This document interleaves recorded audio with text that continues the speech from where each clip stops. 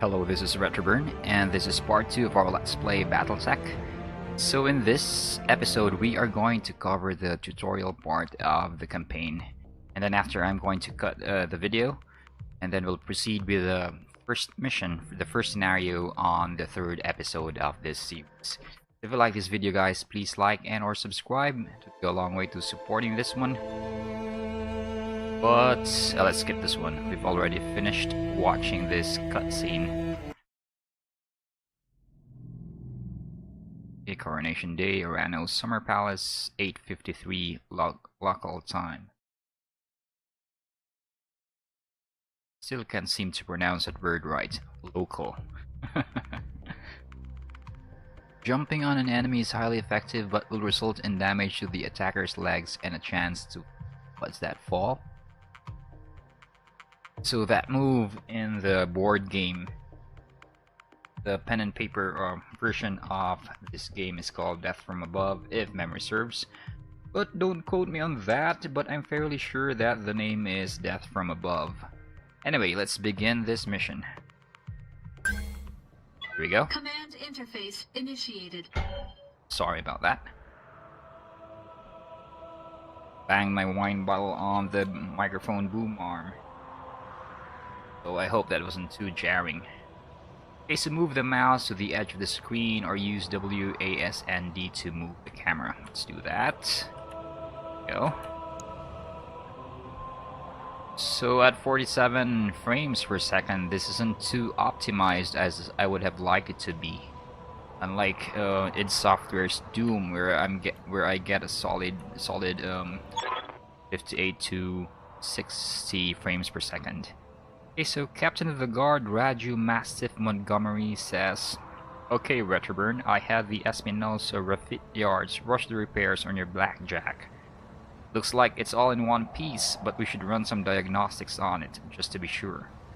Standard field tests, you know the drill. More importantly, though, I want to tell you more about the job I brought you out here to do. Now do me a favor and get that Battletech moving. Let's see if there are any kinks in the actuators." Okay, so the actuators are, I think, if memory serves, what's this? Wait, let's read this one. Click on a Mech Warrior's port rate or press tab to cycle between available units. So let's click this one. I'll come right out and say it, kid. I wasn't completely honest with you the other day. There's gonna be more to this job than escort duty. Okay, so he knows something. Anyway, about actuators, I think those are metallic cables that act as the mech's muscles. Anyway, read about it in sarnia.net, I think. That's the official Battletech wiki. So move your mouse to the indicated point, click once to select where you wish to move, click again to choose which direction to face. I'm sorry about the dogs. They're acting up, so I'm hoping that OBS isn't picking up all their baying. It's beautiful graphics right there for a turn-based strategy game. I brought you here because there's something wrong in the capital. It's been too quiet since High Lord Tamati's funeral, and I'm worried about Lady Kameya's safety during her coronation procession. Procession. Sorry about that, English is not my native language, so sometimes I stumble and fumble for words. Anyway, it looks like your actuators check out. Let's conduct a weapons test. Target one of those burned out old urban mechs and open fire. So this is my first time seeing an urban mech in 3D. These are quaint machines that are, I think... Like I was saying, I can't prove anything. But my gut tells me something's off. And a warrior trusts their instincts. Anyways, I was saying urban mechs are light mechs, I think, that are not suited to warfare in open areas like this one. They're more suited to defending cities because they have very light armor and a very finite supply of ammunition. But don't quote me on that. It has been a while since I last played the pen and paper game, way back in 1997. Yes, I'm old. I am very old. Select the target with your mouse or press tab to cycle between targets. Click fire when ready. Go. It's front, rear. What is this? Entrench 50% stability, damage reduction from all attacks. Small attacks. Guarded 50% damage reduction against range attacks to the front and side. Does not stack with cover. Countered by any melee attack. What's this? Okay, so let's do some damage. All weapons committed.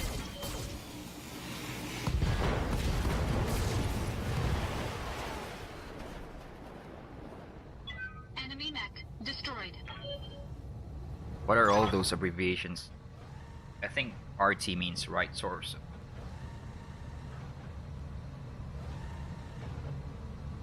Good shot. Your guns are in working order at least.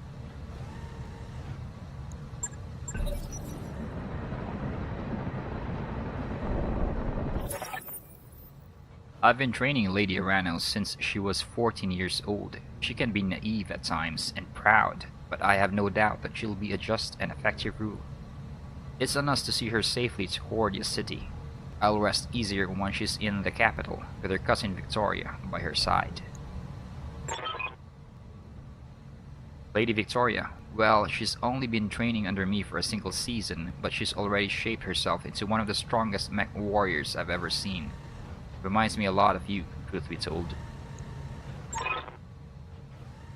Anyway, you should run a check on your targeting computer. You see that drone over there? The one moving through the tree line? Put some hurt on it for me. And then when it turns, take it out with a rear angle shot. After it's down, we'll keep moving. How do you do a rear angle shot? Kameya's like a daughter to me. And her late father, High Lord Tamati, was a good friend.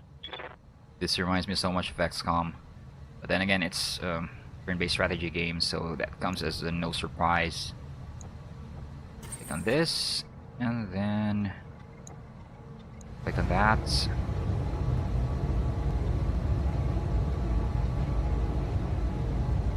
So we're going to hit the front.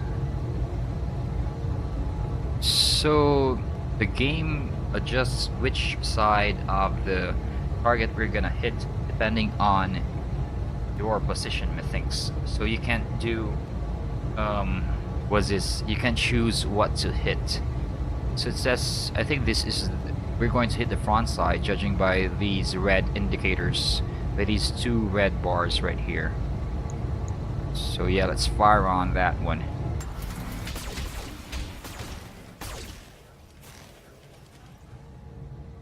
That's one tough vehicle right there. Victoria pulls no punches, but she's been a loyal companion to Kameya since they were kids. Aside from you, there's no one I'd rather have by my side in a fight. Starting to get really creepy, man. Okay, I'll click on the portrait, click on the target, and there he goes. So we're going to hit the rear.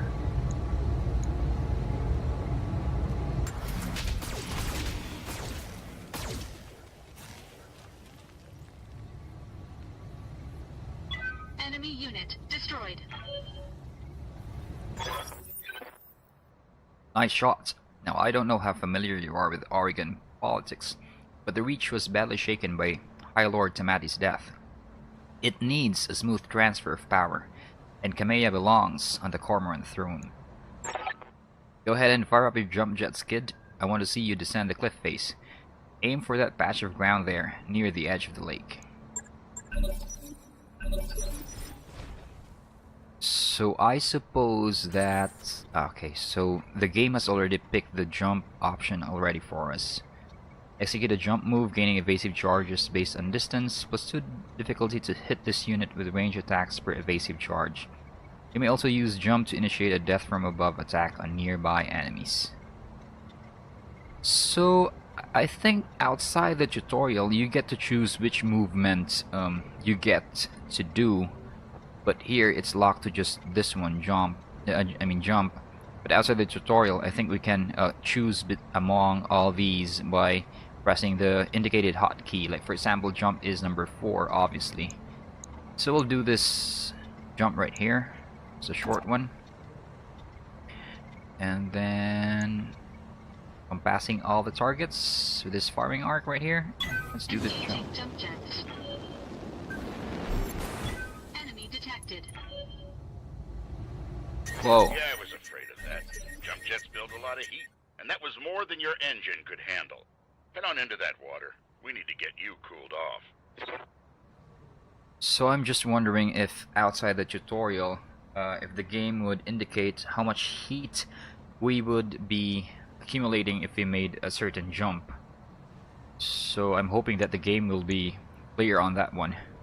But anyway, for this, let's head on to this lake right here. Clicking on the portrait, moving. The water reduces movement speed and increases a unit's heat sinking ability by 50%. That's quite cool right there, because in the 1990s video game, the heat mechanic is one very important aspect of the game. You just can't fire energy armaments willy-nilly, and even some projectile-based ones, because they do generate a lot of heat, and if you overdo it, your mech will shut down, or I think even explode, but I'm not too sure about that one. Warning, plasma leak detected. Jump jet malfunction. Jump jet systems damaged. System inoperable until repaired. Oh, for the love of all the gods, this is what I get for insisting on a rush job. Not that I had much of a choice. The Espinosa refit yards were backlogged like you wouldn't believe. It looked like they were trying to process every single Royal Guard mech in time for the Coronation. Okay. So if the trailer is any indication, there's going to be a coup, and this doesn't sound good right here. Maybe the Royal Guard will turn against the heir apparent. There isn't any time to get your jets replaced, so we're gonna have to make do without him. Go ahead and take that mech down with a melee attack. I want to be sure nothing else is gonna break down in your blackjack before we take it out on the Cormorant Road. Okay, click the melee targeting reticle on the enemy, or press V to cycle through melee targets, then click the attack button. So yeah, the most obvious target is this one, but if we cycle V, I don't think it's going to click this one, because maybe there's going to be a limit on how far we can move this mech, but I'm not too sure. But yep, let's test. So yeah, just like I've theorized, pressing on V multiple times doesn't make these targeting reticle budge. It doesn't go to the other mech. So yep, this is the only mech that we have in range, the only target we have in range for a melee attack. Melee attack using piloting skill to hit ignores evasive. It removes guarded, deals damage, and stability damage. So there are quite a few game terms that we'll have to learn as we go along. So I don't know what evasive means. I mean, I know what evasive means. I think it's dodge statistics, but I don't know what conditions that you have to satisfy for your mech to gain this buff. So let's see right here. Marsh units within Marsh gain 50% stability damage reduction from all attacks. Guarded 50% damage against ranged attacks to the front and side. Does not stack with cover. We've already read this. Entrenched stability damage reduction from all attacks. Okay, so okay, and then we'll do the attack thing. Engaging missile attack. That is beautiful. Good hit. At least that's solid. Alright, one last test. I want you to take your blackjack up to sprint and evade my attack. Push that engine, kid. If something goes wrong today, I want to know that your mech can maneuver. What if it goes all bonkers on us? You're going to ride your cockpit. Wait, that sounded wrong. The farther you move, the more evasive charges you'll gain. Each evasive charge makes you harder to hit. So this is a very smart move on the devs. They've managed to integrate this running mechanic in a turn-based game, in that it reflects that running mechs are very hard to hit, even though it's a turn-based one. Then we'll face him so that we won't get hits in the rear. Go.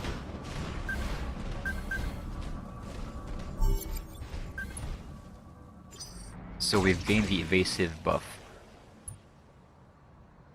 Dude, you know that my mech is not up to par and just fired several lasers at us. This guy, really. Congratulations, Redderburn, your blackjack's as combat ready as it can be, given the circumstances. For what it's worth, I hope that my suspicions turn out to be unfounded, and we end the day having a good laugh about what a paranoid old man I've become. But if not, then I know that you'll be ready. Alright, it's time to move out. Lady Arano is waiting for us at the mech bay. So I think this is going to end the tutorial right here.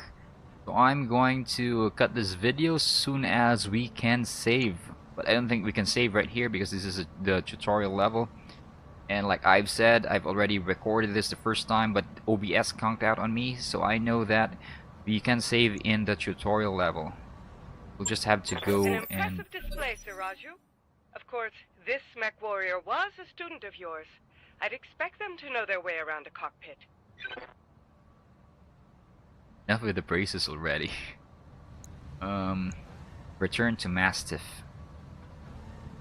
Okay, so that's his call sign, Mastiff. Move right here. Base here.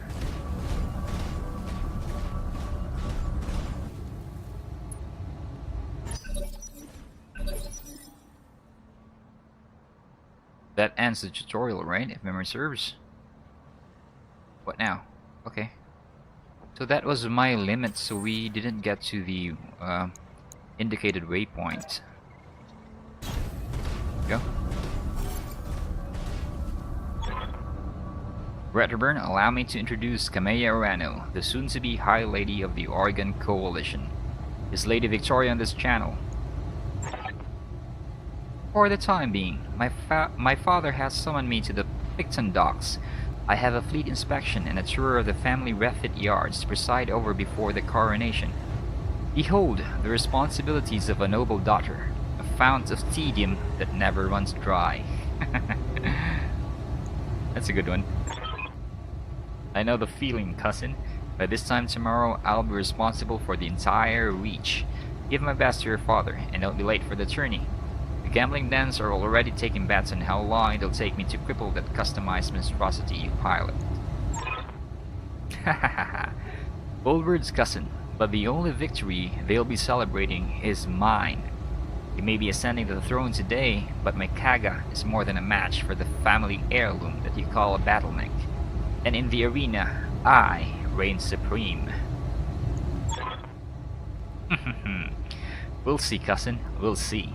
At any rate, I will see you at the tourney grounds. Sir Raju, I'm ready to go when you are. Overland along the Cormorant Road, as is the Arano tradition. I, Kamea, will get you there in one piece. Redderburn, fall in behind me. And remember what I told you. Mission successful. Okay, so this ends part 2 of our Let's Play Battletech. So if you like this video, guys, please like and or subscribe. That would be a clear indication that you want to follow this series. If not, well, I'm just going to have to find another game so that I won't have to bore you with this one. And I'm going to pick a game that you'll be, I hope, be interested in. So anyway, this has been Redderburn. If you like this video, please like and or subscribe. Stay cool, stay frosty.